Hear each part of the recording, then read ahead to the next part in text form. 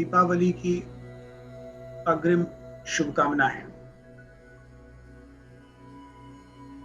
पिछले सत्र में हमने केनोपनिषद का प्रारंभ किया था।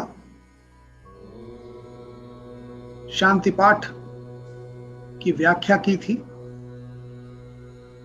और हमने ये जाना था कि वो शांति पाठ कितना प्रभावी है, कितना उपयोगी है। यदि आप सब निरंतर रूप से भी उसका उच्चारण कर सकें तो बहुत ही उपयोगी और प्रभावी साबित होगा।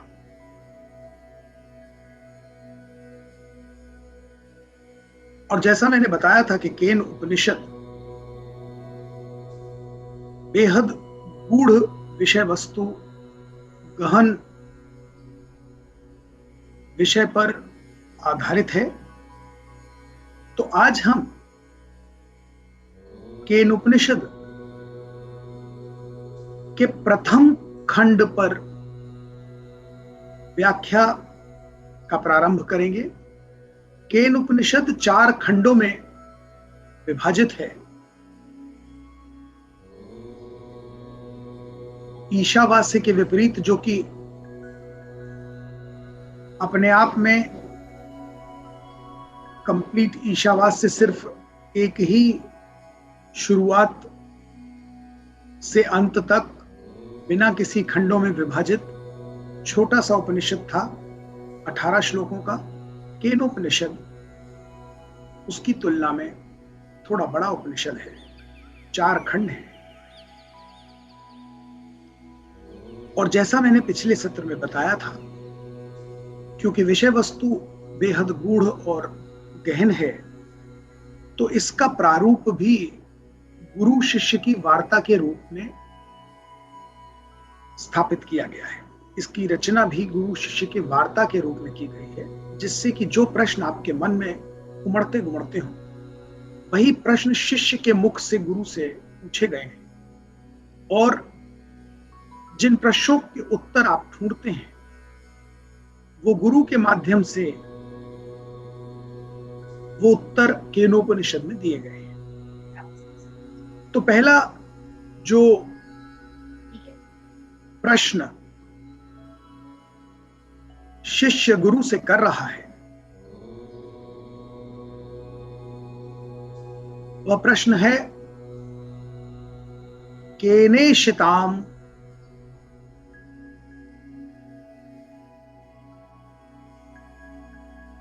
पहला वर्ड देखिए, केन वर्ड से आया।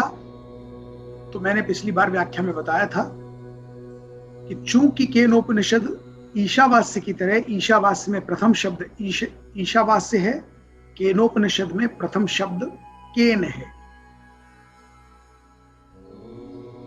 और इसलिए पहला शब्द शिष्य जो गुरु से पूछ रहा है, केनेशिताम पतति प्रेषितम मनः।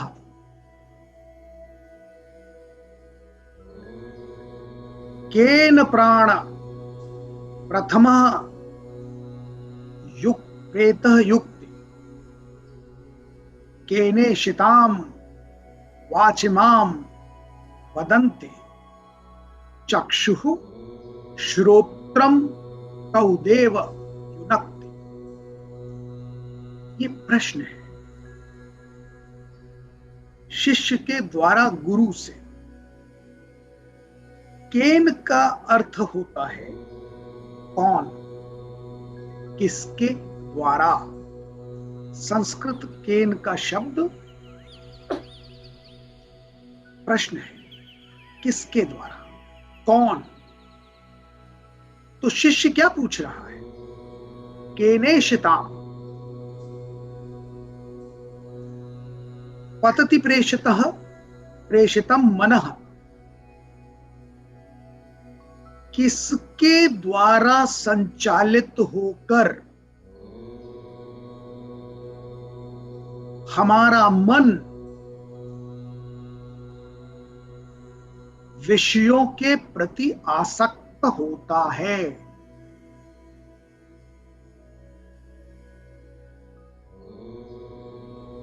कौन प्रेरणा दे रहा है, कौन उस मन को विषय के प्रति आकर्षित कर रहा है, आसक्ति उत्पन्न कर रहा है।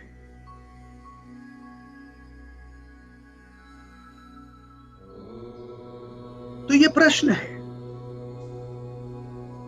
शिष्य द्वारा, क्योंकि उसके मन में ये दुविधा है, उसके मन में बहुत सारे प्रश्न उमड़ गुमड़ रहे हैं, वो कंफ्यूज्ड है और उसे उत्तर नहीं मिल रहा है। वेदों का पाठी है, वेदों का अध्ययन कर रहा है, किंतु प्रश्नों के उत्तर नहीं पा रहा, वो ब्रह्म को पहचान नहीं पा रहा है।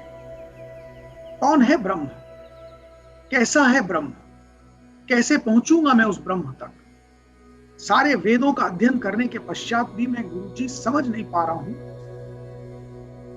कि ये कौन है ब्रह्म, कैसा है ब्रह्म, कौन से मार्ग से मैं उस ब्रह्म तक पहुंच सकता हूं।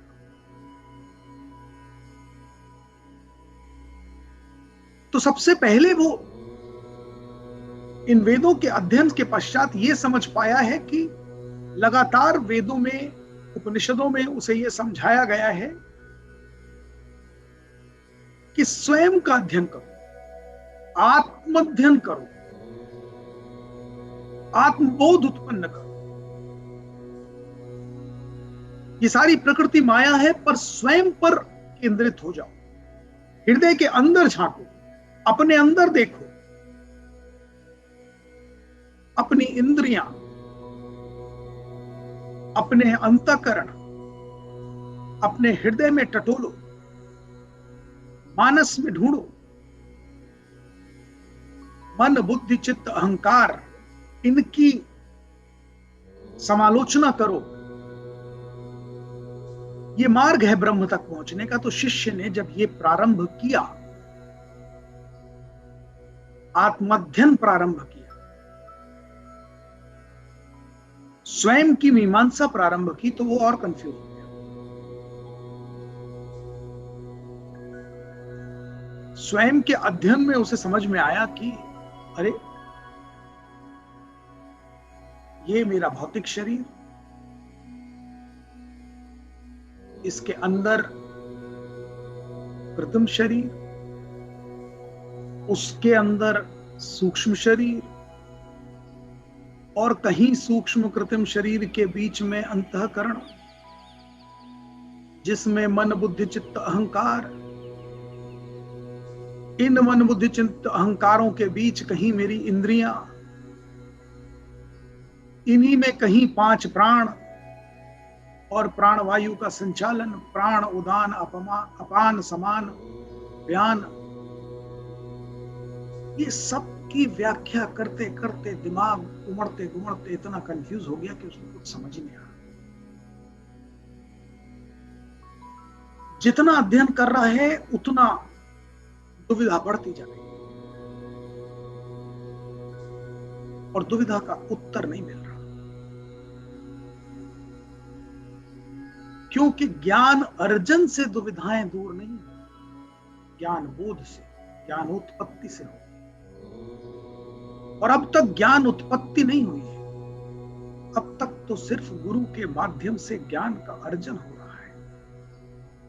इसलिए ये जो प्रश्न उठ रहे हैं ये बड़े महत्वपूर्ण हैं, क्योंकि प्रश्न तो उसके मन में उमड़ते गुमड़ते हैं और उठते हैं जो ज्ञान का पिपासु है, जो ज्ञान के मार्ग पर चल पड़ा है, जिसे ज्ञान की आकांक्षा है, इच्छा है, ज्ञान प्राप्ति का उद्देश्य है। कहते हैं कि जो उस मार्ग पर चला ही नहीं वो तो सबसे सुखी। अंग्रेजी में एक कहावत है, इग्नोरेंस इज ब्लिस। जो अज्ञानी है, अनभिज्ञ है, वो मस्त है। उसे तो किसी प्रकार का कोई कंफ्यूजन, दुविधा है ही नहीं मन में, तो वो तो मस्त है, अपना खा रहा है, पी रहा है, जीवन जी रहा है। जिस दिन जीवन समाप्त हो जाएगा चला जाएगा। और जब तक जीवन है तब तक लड़ रहा है, झगड़ रहा है, तरह तरह की इच्छाएं रखे हुए, मुझे ये चाहिए, मुझे वो चाहिए। पर जो ज्ञान का पिपासु है, जो ज्ञान प्राप्त करना चाहता है, उसके मन में विभिन्न प्रकार के संदेह हैं, उसके मन में दुविधाएं हैं, और उसके मन में एक आकुलाहट है। तो छटपटाता है कि इसका उत्तर क्यों नहीं मिल रहा, क्यों मेरे अंदर इतना अंधकार है, क्यों कंफ्यूजन है। और अध्ययन से उत्तर नहीं मिलता तो वो गुरु की तलाश में भटकता है, कोई तो बता दे। और आप देखिए, प्राचीन काल से अब तक गुरु शिष्य की परंपराओं पर यदि ध्यान दें तो उत्तर गुरु कभी नहीं बताता, मार्ग बताता है। उत्तर तो स्वयं खोजना होता है, क्योंकि उत्तर तो आत्मबोध से मिलता है, आत्मज्ञान से मिलता है। गुरु तो मात्र प्रेरित करता है उस मार्ग पर, शिष्य को दिशा देता है, शिष्य की अकलाहट को, शिष्य की जो एक दुविधा का, संदेह का जो क्षेत्र है, उसे दिशा देता है, मार्ग बता देता है। चलना तो शिष्य को स्वयं करता है, मार्ग उत्तर स्वयं ढूंढ। तो इसी प्रकार जब तमाम तरह के अध्ययन करने के बाद शिष्य के मन में प्रश्न आ रहा है कि हे गुरु, कृपा करके मेरे इस अंधकार को मिटाइए, मुझे उस ज्ञान से आलोकित कीजिए कि कौन है जो मेरे मन को इतना उद्वेलित कर रहा है। मन तो उद्वेलित है, अकुलाहट से भरा हुआ है, दुविधा से भरा है, संदेह से भरा, पर कौन है ये जो इतना मुझे उत्तेजित करता है, इतना उद्वेलित करता है। केनेशिताम पतति प्रेषितम मनः, मेरे मन को कौन इसमें पतति मतलब गिरा रहा है, इन विषयों के प्रति कौन गिरा रहा है।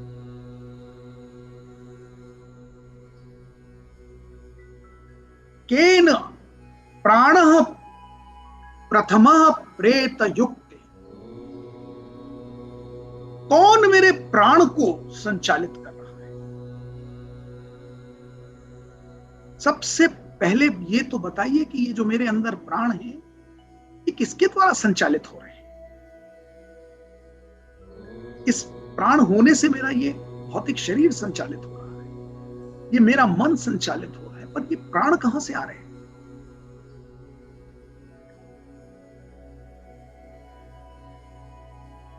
केनेशिताम वाचम इमाम वदन्ति, वाच अर्थात वाणी, किसके द्वारा मेरी वाणी संचालित हो रही है। वदंती मतलब बोलता हूं, किसके द्वारा प्रदान की गई वाणी से मुखरित होकर मैं ये प्रश्न भी कर पा रहा हूं, मैं ये बोल भी पा रहा हूं। कौन संचालित कर रहा है ये सब कुछ। हे गुरु, मेरे इस अंधकार को दूर कीजिए, इस अभज्ञता को दूर कीजिए, मैं बहुत परेशान हूं।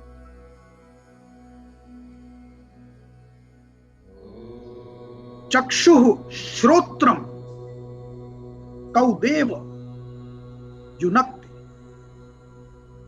चक्षु मतलब नेत्र, श्रोत्रम सुनने की क्षमता, चक्षुः श्रोत्रम कौ देव युनक्तु, किसने इन्हें यहां पर स्थापित कर दिया है कि मैं ये सब देख पा रहा हूं, कि मैं ये सब सुन पा रहा हूं। ये कौन सी शक्ति है, मैं समझ नहीं पा रहा हूं। और कैसे ये सब संचालित ऑटोमेटिकली हो रहा है, अपने आप हो रहा है, मैं तो कुछ नहीं कर रहा।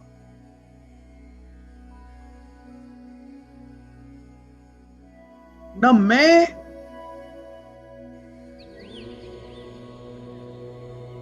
ये प्रयास कर रहा हूं कि मैं क्या सुनूं, लेकिन सुनाई दे रहा है। न मैं ये प्रयास कर रहा हूं कि मैं क्या देखूं, पर दिखाई दे रहा है।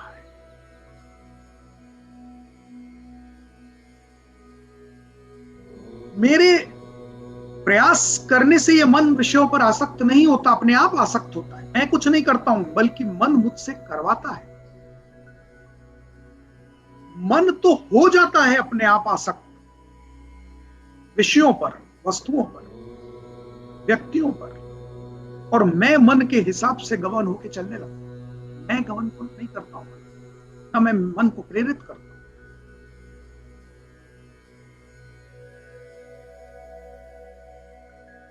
ना मैं एक उद्योग करता हूं प्राण वायु के लिए, ये तो ऑटोमेटिक हो रहा है। मैं जब अनकॉन्शियस होता हूं, सबकॉन्शियस होता हूं, निद्रा में होता हूं, जागृत होता हूं, ऑटोमेटिक प्राणवायु हो रही है, चल रही है। मैं कॉन्शियसली प्राणवायु को ग्राह्य नहीं कर रहा हूं, ये ऑटोमेटिकली हो रही है। ये प्राणवायु तो चल रही है निरंतर, और जिस दिन बंद होनी है तब भी मैं कंट्रोल नहीं कर पाऊंगा, ऑटोमेटिकली बंद हो जाएगी। तो ये मेरे कंट्रोल में नहीं है, तो किसके कंट्रोल में? कौन है जो इस प्राणवायु को संचालित कर रहा है मेरे शरीर में? वायु आ रही है, जा रही है, सांसें हो रही हैं, चल रही हैं। ना इन सांसों को चलाने का कंट्रोल मेरे पास है, और जिस दिन ये बंद होंगी उन्हें बंद होने से रोकने का कंट्रोल मेरे पास नहीं।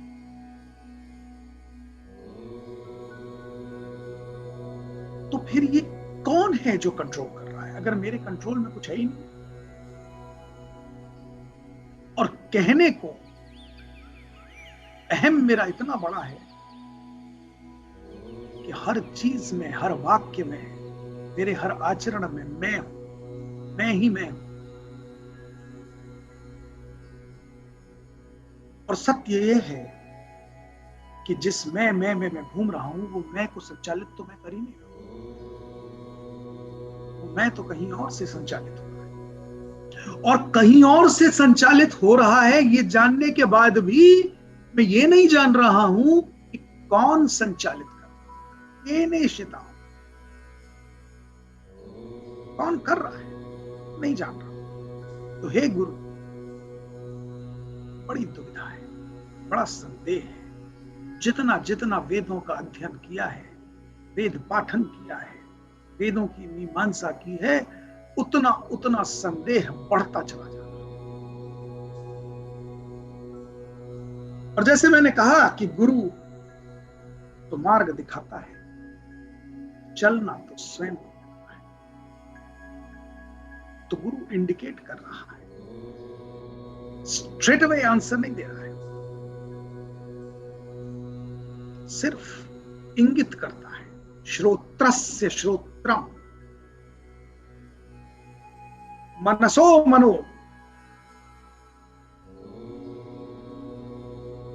यद वाचम वाच,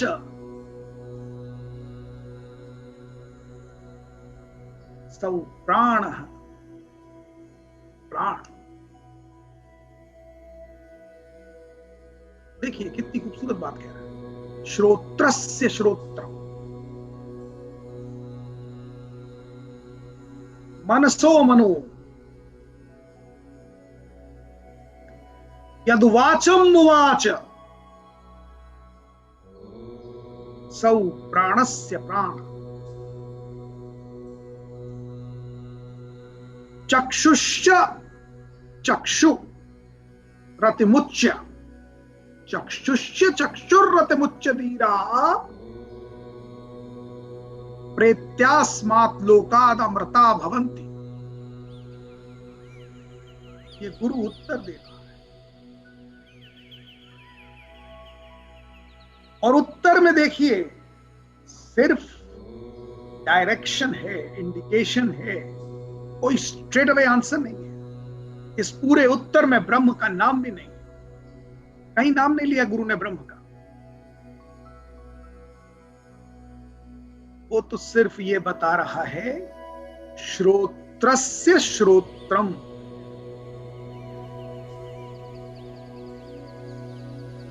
जिनके द्वारा प्रदान की गई शक्ति से ये कान हमारे, ये कर्ण सुनने की क्षमता उत्पन्न कर पाए हैं। श्रोत्रस्य श्रोत्रम, जो सुनने के लिए प्रेरित करता है, जो सुनने के लिए वो शक्ति प्रदान करता है। मनसो मनो, जो मन को संचालित करता है, जिससे मन संचालित नहीं, जो मन को उत्पन्न करता है और मन को संचालित करता है। यद वाचम वाच, जिसके द्वारा ये बोली वाणी बनकर हमारे मुख से मुखरित होती है। सौ प्राणस्य प्राण, जो प्राणों का भी प्राण है। सौ प्राणस्य प्राण, प्राणों का भी जो प्राण है, जो प्राण आपको संचालित कर रहे हैं, उन प्राण को संचालित करने वाला जो है। चक्षुष्य चक्षुरतिमुच्य, जो इन नेत्रों को देखने की क्षमता उत्पन्न कर रहा है।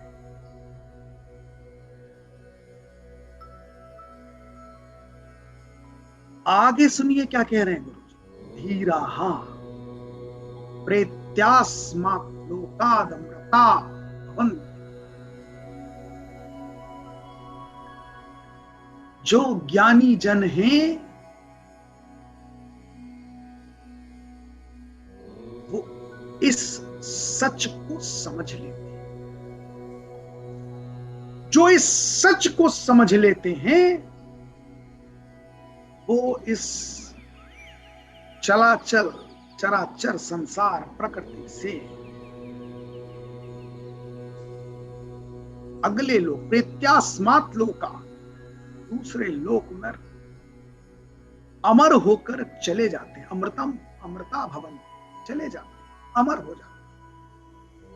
वो मृत्यु और जन्म के भय से मुक्त हो जाते हैं जिन्होंने ये सच समझ लिया।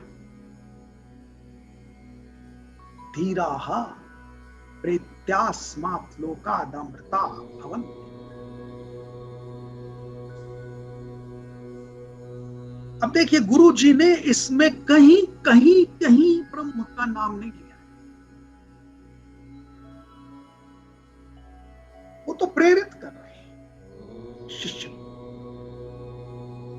कि उस मार्ग पर चलो, उससे खोजो, उसे ढूंढो, उसे प्राप्त करने का प्रयास करो जो तुम्हारे कानों से सुनने की क्षमता उत्पन्न कर रहा है, जो तुम्हारे आंखों से देखने की क्षमता उत्पन्न कर रहा है, जो तुम्हारे अंदर जीवन प्रदान करने वाले प्राणों को प्राण दे रहा है। जो तुम्हें विषयों में आसक्त करने वाला जो मन है, जिस मन के चले तुम चल रहे हो, जो उस मन को चला रहा है, अरे उधर चलो, उधर ढूंढो, उसे पाने की कोशिश करो, क्योंकि जिन्होंने उधर ध्यान केंद्रित किया है वे ही इस जन्म मृत्यु के चक्कर से मुक्त होकर अमृत लोक को प्राप्त हो गए। आगे गुरु जी क्या कह रहे हैं, तीसरा श्लोक कमाल का है। और कमाल इसलिए है कि गुरु जी में अहंकार नहीं। गुरु जी कहीं भी अथॉरिटेटिवली अपने अहम को शिष्य पर लाद नहीं रहे। गुरु जी ये नहीं कह रहे कि आओ मैं तुम्हें बताता हूं, नहीं नहीं। गुरु तो कह रहे भाई ये तो ज्ञानी जनों का ऐसा मानना है, मैं बताऊंगा, मैं कर दूंगा, मैं ले चलूंगा उंगली पकड़ के, ऐसा कहीं न चक्षुर्गच्छति न वागच्छति। देखिए कितना खूबसूरत श्लोक है। न चक्षुर्गच्छति न वागच्छति, जहां पर नेत्र नहीं पहुंच सकते, नहीं जा सकते। चक्षुर्गच्छति न चक्षुर्गच्छति, जहां पर तुम्हारी दृष्टि की सीमाएं हो, अपने चक्षुओं से जहां तक तुम्हारी दृष्टि जा नहीं सकती, जो तुम देख नहीं सकते। न वागच्छति, न वाणी के द्वारा तुम अपनी आवाज जहां तक पहुंचा सकते, तो तुम अपनी वाणी से जहां तक पहुंच नहीं सकते, जहां तक तुम अपनी आवाज सुना नहीं सकते। तुम्हारी बोली की भी लिमिटेशन है, तुम्हारी वाणी की लिमिटेशन है। तुम्हारी वाणी को दूसरे के श्रोत तक पहुंचाने के लिए भी एक श्रोत्र की आवश्यकता होती है। कहते हैं आमने सामने भी व्यक्ति बैठा हो तो sound travels on air. If there's a vacuum, you cannot listen. एक माध्यम की आवश्यकता होती है, उसको ट्रैवल कराता है।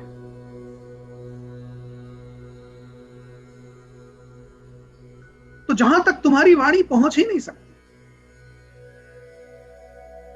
क्योंकि जो वायु है जिस पर सवार होकर ये जो साउंड है वो ट्रैवल करता है, उस वैक्यूम में तो वायु है ही नहीं, क्योंकि वायु भी तो जो चला रहा है, वायु को चलायमान करने वाला तो इससे ऊपर है। जहां तक न चक्षुर्गच्छति न वागच्छति, वाक भी पहुंच नहीं सकता, आवाज से तुम बुला नहीं सकते। हर चीज की एक लिमिटेशन है। नो मनो न विद्या न विजानितो, नो मनो न विद्यो न विजानिमो। न मन वहां तक पहुंच सकता है, क्योंकि मन को चलायमान करने वाला ही वो है। वो आज्ञा देगा तो मन चलेगा, नहीं होगा तो नहीं चलेगा। तो मन से तुम उसे जान नहीं सकते, मन से उस तक पहुंच नहीं सकते, देख सकते नहीं, आवाज से बुला सकते नहीं, मन से वहां तक पहुंच सकते नहीं। न विद्यो मतलब ज्ञान के आधार पर, जानकारी के आधार पर क्या जान लोगे? जो न जाना हुआ है उसे जान कैसे लोगे? जो असीमित है उसे सीमाओं में बांधोगे कैसे? ज्ञान की भी एक सीमा है।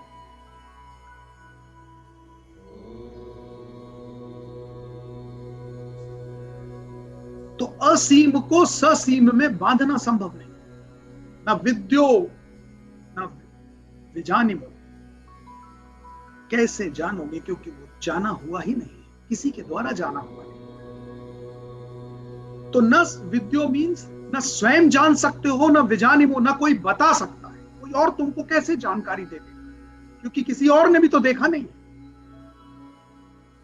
न चक्षुर्गच्छति न वागच्छति, नो मनो न विद्या विद्यो न विजानीमो यथैतत् अनुशिष्यात अन्यत् दैव यद्विदितात् अथो अविदितादधि।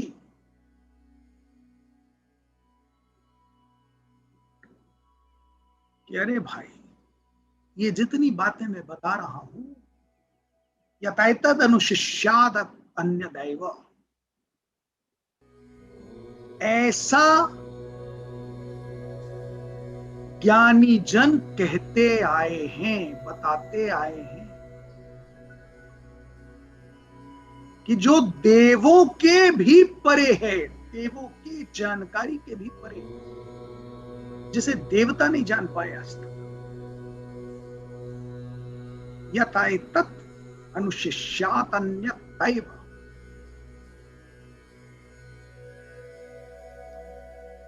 यत् विदितात् हो, ऐसा जानने में आने वाला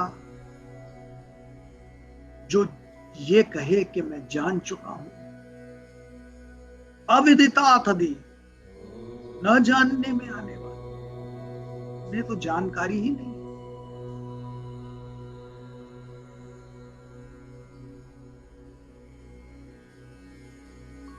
ये इति सुश्रुम पूर्वेशाम ये नस्तत् व्याद चक्षुषरे,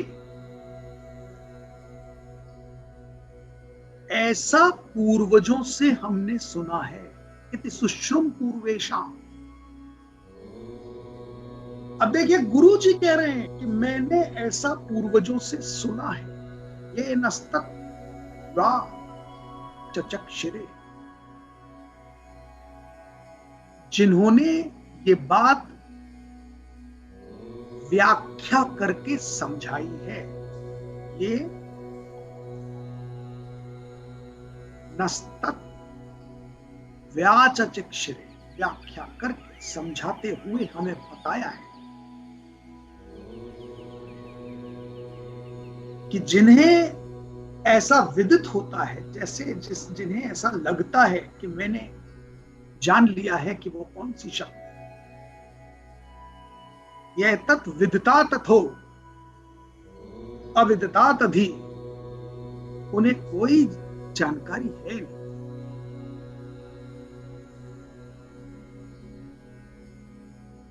क्योंकि उस गंतव्य तक तो कोई पहुंचा ही नहीं है। न नेत्र, न मन, न वाणी, न श्रवण।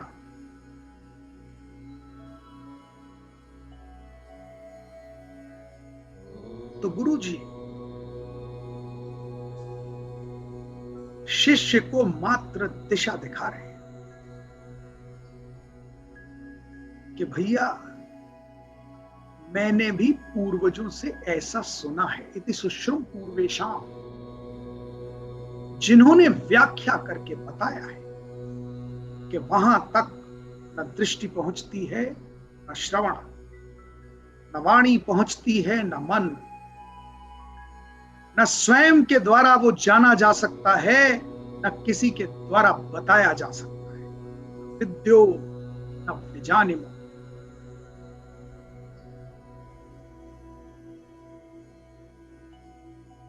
अब देखिए आगे, जब शिष्य पूरी तरह से कंफ्यूज्ड हो चुका है और उसे कुछ समझ में नहीं आ रहा है, वो कह रहा है, गुरु जी मैंने तो बड़ा मन से आपसे प्रश्न का उत्तर पूछा था, आपने तो मुझे और कंफ्यूज कर दिया। आपने तो मुझे बता दिया इससे नहीं जान सकते, उससे नहीं जान सकते, तुम तो जान ही नहीं सकते, तुम्हें तो पता ही नहीं है, पूर्वजों ने ऐसा बताया है और मुझे भी नहीं पता, और ऐसा नहीं और वैसा नहीं, तो मैं क्या करूं? तो मैं किस दिशा में चलूं? कैसे मैं जानूं उस शक्ति को? कैसे मैं पहुंचूं वहां तक? तो जैसे गुरु आपकी उत्कंठा को जानबूझकर पहले बढ़ाते जाते हैं, उस डिग्री तक ले आते हैं कि वो स्वयं ये समझ पाते हैं कि आपका डेस्परेशन कितना है जानने के लिए।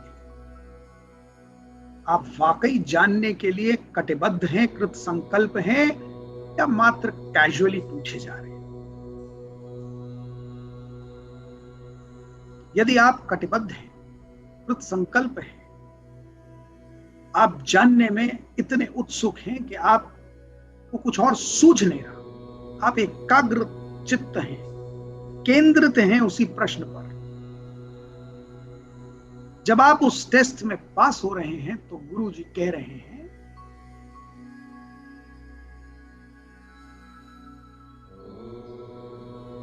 कि यद्वाचान अभ्युदितम,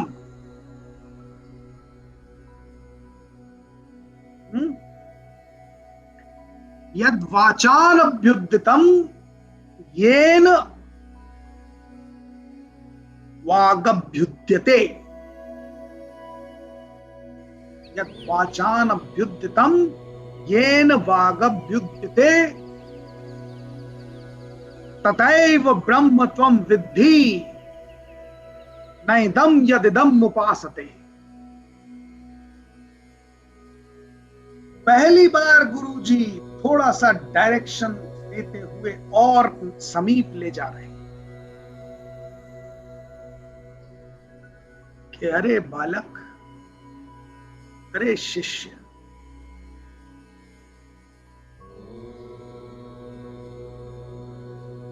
जिस वाणी के द्वारा ये प्रश्न कर रहे हो, जिस वाणी का उपयोग कर रहे हो,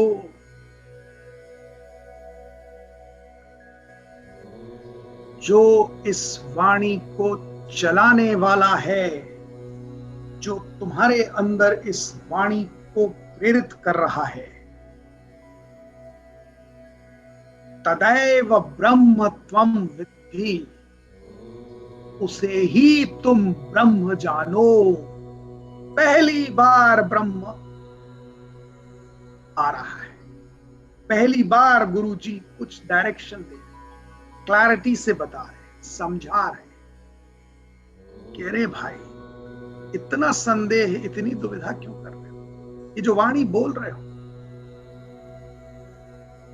ये जो वाणी जो संचालित कर रहा है, जो तुम्हारे अंदर वो शक्ति उत्पन्न कर रहा है, ये न वागभ्युद्यते, जो वाणी तुम बोल रहे हो, उस वाणी को बोलने की शक्ति जो उत्पन्न कर रहा है, तदैव ब्रह्म त्वं विद्धि, उसी को तुम ब्रह्म मानो। नैदं यदिदं उपासते, ना कि यहां वहां की सुनी हुई बातों की उपासना करते चलो। कहीं इसको ब्रह्म मान के उपासना कर रहे हो, कहीं उसको ब्रह्म मान के, इन सब में मत पड़ो। नैदं यदिदं उपासते, इनकी इधर उधर की सुनी सुनाई लोगों की बातों को समझकर किसी को भी भगवान मान की उपासना मत करते चलो। पहचानो वो जो तुम्हारी वाणी को संचालित कर रहा है, जो तुम्हारी वाणी को शक्ति प्रदान कर रहा है, उसे पहचानो। और पहचानोगे कैसे? क्योंकि देख तो सकते नहीं, जान तो सकते नहीं, मन से पहुंच नहीं सकते, आंखों से देख नहीं सकते, वाणी से सुन नहीं सकते, वाणी तक से प्राप्त नहीं कर सकते, कानों से सुन नहीं सकते, ना किसी के बताए जाने से जान सकते हो, ना खुद की आत्म विद्या से कुछ प्राप्त कर सकते हो। तो अब ये जब पहले श्लोक में इतना सब क्लैरिटी कर दी कि ये जो माध्यम है इनको तो इरेडिकेट कर दो, इनसे तो प्राप्त हो ही नहीं सकता ब्रह्म। So the process of elimination has begun. The Guru has adopted the method to eliminate the areas of confusion. Because these are the areas where you get confused and you find that through these methods I can achieve God. And Guru very smartly is trying to eliminate those points of confusion, that by these methods you'll never be able to achieve. So by knowing that these are not the methods, these are not the roads by which I can reach my destination, one would choose carefully. One would apply the discretion intelligently. Because now Guru has indicated that these are not the methods. मैंने कहीं पढ़ा था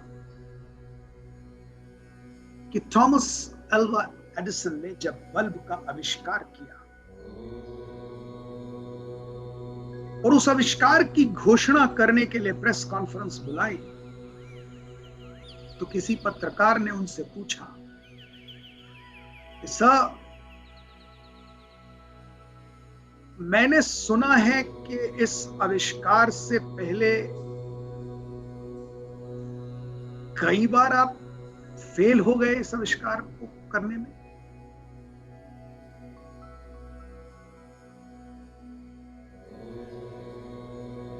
मैंने सुना है कि यह आविष्कार फाइनली 1000वें प्रयास पर हो पाया है, 999 बार आप फेल हो गए, मैंने सुना है। थॉमस एल्वा एडिसन ने शायद वेद पढ़े थे, उपनिषदों का ज्ञान था, इसलिए वो मुस्कुराए। केन उपनिषद सुन चुके थे, ऐसा मुझे लगता है, प्रतीत होता है, क्योंकि इसलिए उस पत्रकार के उस प्रश्न पर वो मुस्कुराए और उन्होंने कहा कि 999 बार में फेल नहीं हुआ। 999 बार मुझे इस बात की जानकारी हुई, इस बात का ज्ञान हुआ कि बल्ब ऐसे नहीं बनता, इस मार्ग से बल्ब का आविष्कार नहीं हो सकता। तो 999 जो मार्ग लिए थे वो मुझे बल्ब तक नहीं पहुंचा सकते। आज मैं इस बात का ज्ञान होने के बाद वो 999 मेथड्स छोड़ पाया ना, तब तो 1000वें मेथड के माध्यम से मैं बल्ब तक पहुंच पाया। ये देखिए, केन उपनिषद शताब्दियों पहले, सदियों पहले, युगों पहले ये बात बता रहा है। गुरु जी का माध्यम देखिए कितना खूबसूरत है। जब शिष्य प्रश्न कर रहा है तो गुरु डायरेक्ट आंसर दे ही नहीं रहा, वरना तो शिष्य उपक्रम नहीं करेगा, पराक्रम नहीं करेगा, प्रयास नहीं करेगा ज्ञान उत्पत्ति का। गुरु जी ने पकी पकाई दे दी, उन्होंने खा ली। गुरु जी तो बनाने का मेथड सिखा रहे हैं, खुद बनाओ खुद खाओ। एक दिन बना के खिला दूंगा तो जीवन भर क्या करूं। कितना बड़ा संदेश केनोपनिषद के माध्यम से उन माँ बाप के लिए भी है जो अपने बच्चों को स्पून फीडिंग करते हैं। केनोपनिषद कह रहा, भाई तुम मत खिलाओ, तुम तो खाना उगाने से लेकर बनाकर खाने तक का माध्यम सिखाओ अपने बच्चों को। बच्चे स्वयं प्रेरित होकर सक्षम हो जाएंगे, सामर्थ्यवान हो जाएंगे। असमर्थ अक्षम मत बनो। इतना लाड़ प्यार कि मैं ही चम्मच से मुंह में अन्न डाल दूं, मैं ही खिला दूं।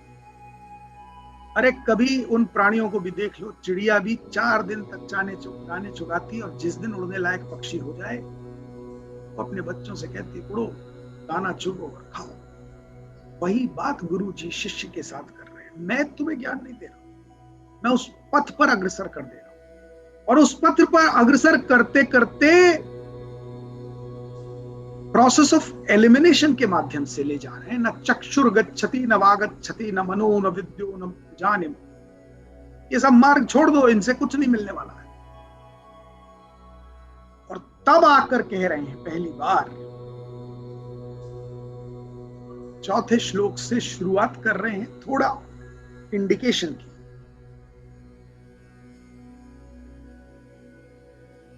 क्या इंडिकेशन कर रहे हैं? यद वाचान अभ्युदितम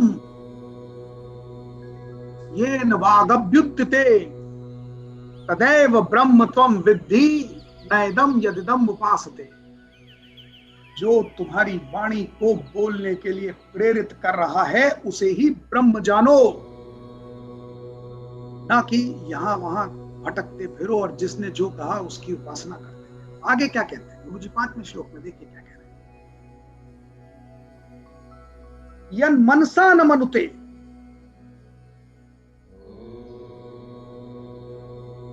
यन मनसा न मनुते ये नाहुर मनो मतम तदैव ब्रह्म त्वं विद्धि येदम न तिदम उपासते। यन मनसा न मनो, मतलब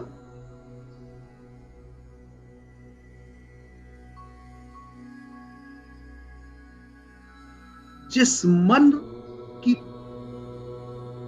आसक्ति से तुम प्रेरित होते हो,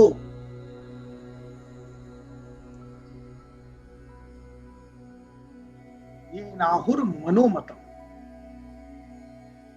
वह मन भी जिसकी सुनता है, जिसके मत पर वह मन तुम्हारे अंदर प्रेरणा उत्पन्न करता है। ये नाहुर मनोमतम, आहुर मतलब कहने के द्वारा, जिसके ये नाहुर मनो, जिसके कहने द्वारा ये मन अपना मत बनाता है, जिसके कहने से मन का मत बनता है, मन का मत बनता है, ये मन जिससे प्रेरित होता है। तदैव ब्रह्म त्वं विद्धि, उसे तुम ब्रह्म मानो। नैदम यदिदम उपासते, और किसी इधर उधर की उपासना व्यस्त मत करो, व्यर्थ है, टाइम वेस्ट मत करो।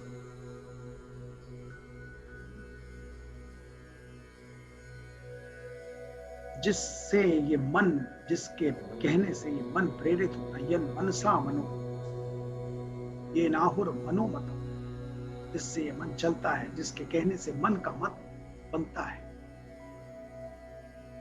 आगे गुरु जी क्या कह रहे हैं। यत् चक्षुषा पश्यति,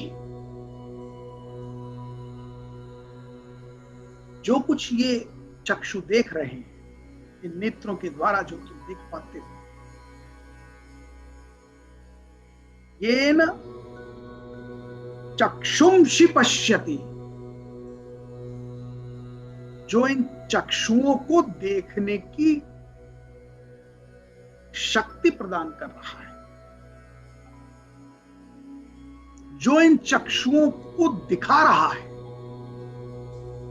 चक्षु तो सिर्फ इंस्ट्रूमेंट है तुम्हारे पास, तुम उन इंस्ट्रूमेंट का उपयोग कर रहे हो। तो ऐसे तो तुम्हारे पास चश्मा भी है, बिना चश्मे के नहीं दिखता, चश्मा लगाते हो तो दिखता है। तो चश्मा एक इंस्ट्रूमेंट है, मगर चश्मा के पीछे अगर चक्षु ही नहीं है तो कितना भी चश्मा लगा लो क्या दिखेगा। यदि कोई व्यक्ति आंखों से अंधा हो, आप उसे कितने भी बढ़िया सुंदर फ्रेम का चश्मा लगवा दीजिए, वो क्या देख पाएगा? संभव है क्या?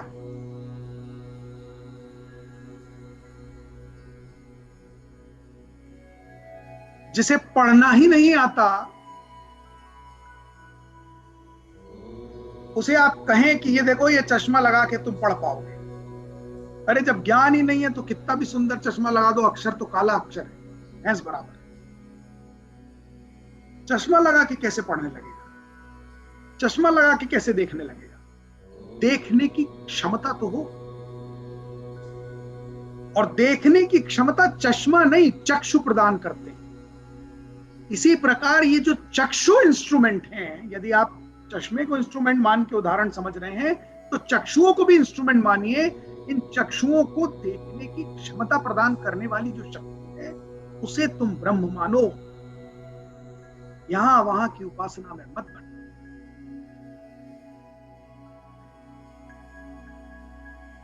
यत् श्रोत्रेण न शृणोति येन श्रोत्रमिदं श्रुतम्, तदैव ब्रह्म त्वं विद्धि नैदम यदिदम उपासते। जो कानों से श्रवण करते हैं, उन कानों को श्रवण करने की शक्ति जो उत्पन्न करा रहा है, जो उन इंस्ट्रूमेंट्स को अजाइल कर रहा है, अलाइव कर रहा है, प्रेरित कर रहा है, उसे ब्रह्म मानो। यहां वहां मत। और अंतिम श्लोक जो 8वां श्लोक है, वो प्राणों के बारे में, क्योंकि ये सारी इंद्रियां तो प्राण से चलती हैं। जब तक शरीर में प्राण है तो सब इंद्रियां हैं।